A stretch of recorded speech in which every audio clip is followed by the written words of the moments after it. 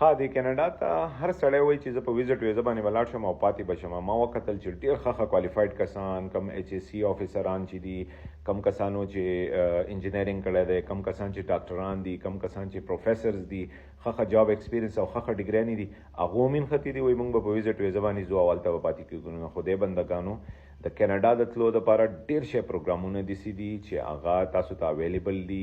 پوینټس بیس سیسټم دی، خلک په ریګولر امیګریشن باندې د هغه 1952 میں نه خلک ځي او ډایرکټ تاسو ته په ایرپورټ باندې پی آر کارډ میلاویږي، نه پکې کیس کولی، نه پکې دا ټایم تیرولی.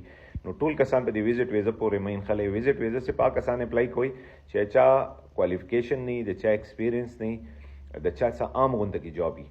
فیډرل سکلډ ورکر پروګرام څه دی؟ پوینټس بیس سیسټم دی. ستا ایجوکیشن، ستا ایکسپیرینس، ستا عمر، تاله څونه انګلیش درځي پای باندې تاته پوینټس ملېږي. دا پوینټس بیس امیګریشن سیسټم وي.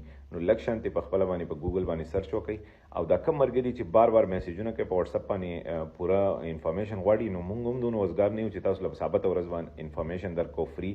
زما د ټیک ټاک په دې آی ډی کې لاندې زما ویب سایټ ته یې ته لاړ شئ، میټینګ بک کوئ. دا پیډ میټینګ دی. الو به زه تاسو له 1 to 1 انفارمیشن درکولی شم. لکه زموږ نور څه کار نه وي، خو ثابته ورځ به تاسو له جوابونه درکو.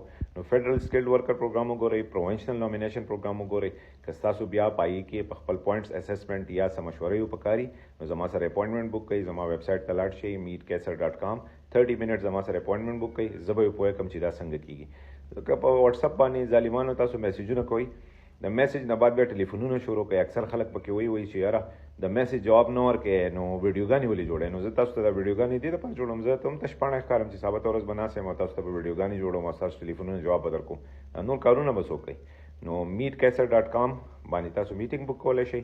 که په خپله پوهېږئ فیډرل سکلډ ورکر پروګرام وګورئ، پروونشنل نومینیشن پروګرام وګورئ او دا ویډیو د خدای دپاره تعلیم یافته کسانو سره شیر کړئ. کم کسان چې هایلی کوالیفاید دي، انجینران دي، ډاکټران دي، ایچ ایس سی افیسران دي، کم چې ویټرنري والا دي، چې په دې صحیح طریقې باندې لاړ شئ او په ایرپورټ ته پی آر کارډ میلاو شي او 3 کاله بعد د کینیډا پاسپورټ والی. بیسټ اف لک.